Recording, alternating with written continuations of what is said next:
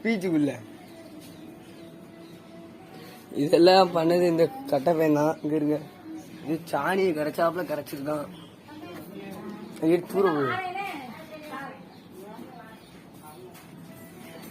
bloody sweet.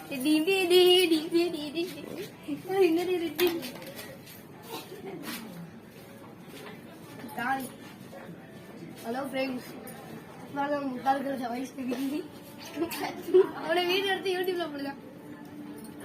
அப்படியே suppose பண்ணா நான் ப்ராப்ளம் ஆயிடும். அவ்வளவுதான். என்ன ஸ்வீட்ல என்ன ஸ்வீட்?